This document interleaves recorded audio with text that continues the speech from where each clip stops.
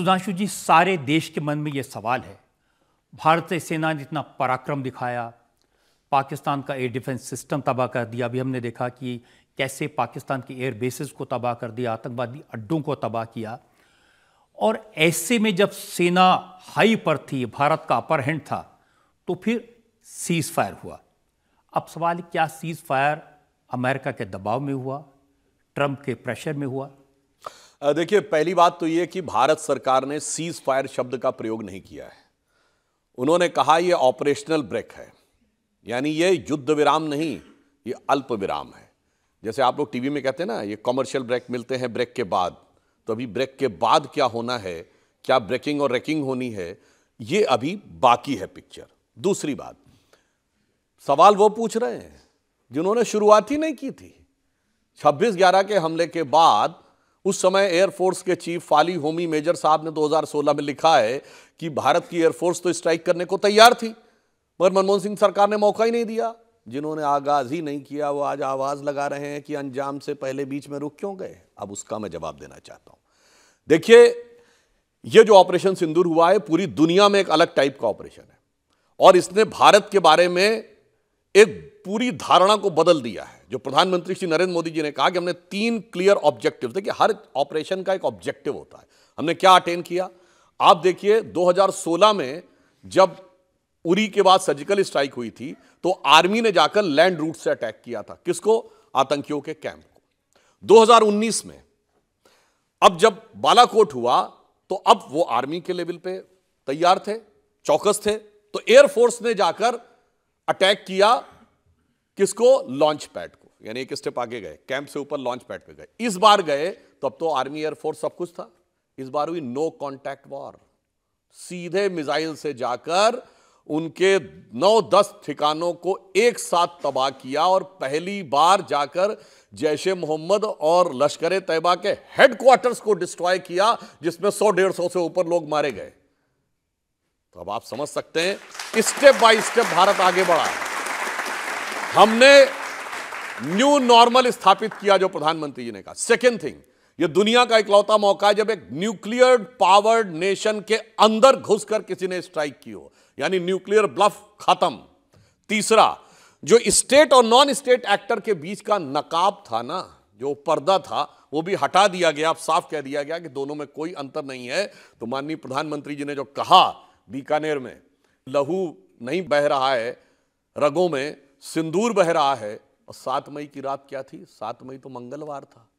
तो जो भारत की सेना ने करके दिखाया, लेकिन इसे एक पंक्ति में कहूंगा कि लाल देह लाली लसे अरुधरी लाल लंगूर और वज्र देह दानव दलन जय जय जय कपिसूर, और मंगलवार की रात को ऑपरेशन सिंदूर।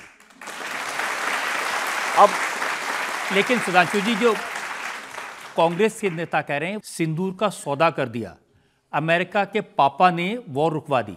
हमारी सेना ने दिखाया है कि मन में है धैर्य और तन में प्रचंड शौर्य।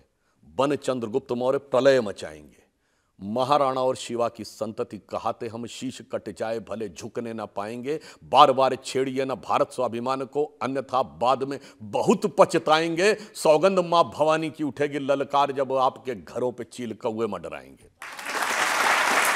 अब सुनिए, और उसके बाद कुछ तो मंडराया था। हम नहीं कह रहे, इंटरनेशनल मीडिया में एक खबर है कि कोई जहाज मंडराया था अमेरिका का, जो न्यूक्लियर लीक को चेक करने के लिए गया था।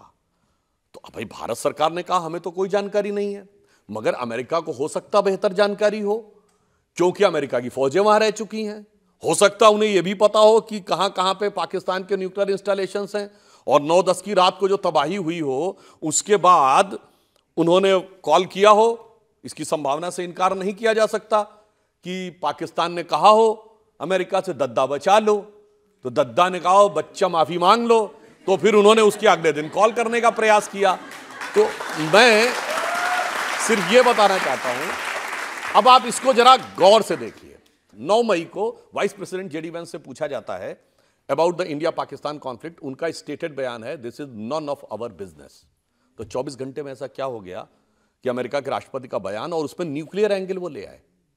अब आप पूरी टाइमलाइन देखिए। रात 2:30 बजे शाहबाज शरीफ को बताया जाता है 9-10 की रात को कि नूर खान एयरबेस भी डिस्ट्रॉय हुआ। मॉर्निंग में वो संपर्क करने का प्रयास करते हैं। 10 मई को 1 बजे director general military operation Bharat को अप्रोच करते हैं, और ये पाकिस्तान ने भी डिनाई नहीं किया कि उनके डीजीएमओ ने बात करने की शुरुआत की थी। इसमें कहीं कोई किंतु परंतु नहीं है। अब ये तय होता है कि 3:30 बजे दोनों डीजीएमओ बात करेंगे। 3:35 पे दोनों की बात होती है। बात समाप्त होने के बाद तकरीबन 4:15 बजे भारत सरकार कहती है कि 5 बजे एमईए की प्रेस कॉन्फ्रेंस होगी। 4:35 पे डोनाल्ड ट्रंप का ट्वीट है। अब मैं कहना चाहता हूं, अगर बात माननी है ट्रंप साहब की तो फिर पूरी मानी है, क्योंकि ट्रंप साहब तो न्यूक्लियर एंगल भी लेके आए। और अगर यह बात मानी जाए तो जो बड़े बड़े एक्सपर्ट्स हैं, जैसे टॉम कूपर हैं और जॉन स्पेंसर हैं, उन्होंने ये कहा है कि सरगोदा के पास जो उनकी न्यूक्लियर साइट है उसके एंट्री और एग्जिट पॉइंट डैमेज हो गए। न्यूक्लियर वेपन्स किसी शॉपिंग मॉल की तरह ओपन में नहीं रखे रहते, वो जमीन से बहुत नीचे 10-20 मीटर नीचे जाके, मे बी 30-40 मीटर नीचे जाके बंकर बना के रखे जाते हैं, और उसमें 2 ही पॉइंट होते हैं, एंट्री और एग्जिट पॉइंट। इन केस ये माना जाए, ये हम नहीं कह रहे हैं, जो इंटरनेशनल मीडिया में इस ढंग की खबरें आई, अगर उसमें कोई लीकेज हो गया हो और लीकेज की कोई संभावना हो, क्योंकि मंडराया था ना कोई जहाज जाके, और इस पे समझिए 14 मई को अमेरिका के स्टेट डिपार्टमेंट की प्रेस कॉन्फ्रेंस में पूछा गया, ये क्वेश्चन पूछा गया कि क्या अमेरिका का कोई जहाज गया है पाकिस्तान में लीक की जांच करने, तो वो कह सकता था ये बिल्कुल गलत है। उसने कहा कि इस क्वेश्चन का जवाब देना मेरे परव्यू में नहीं। अब यदि यह मान लिया जाए कि कुछ खतरे की संभावना थी, तो आपको पता है सरगोदा कितना दूर है भारत के सीमा से? केवल 177 किलोमीटर, यानी दिल्ली से मथुरा ज्यादा दूर है, भारत की सीमा से सरगोदा कम दूर है।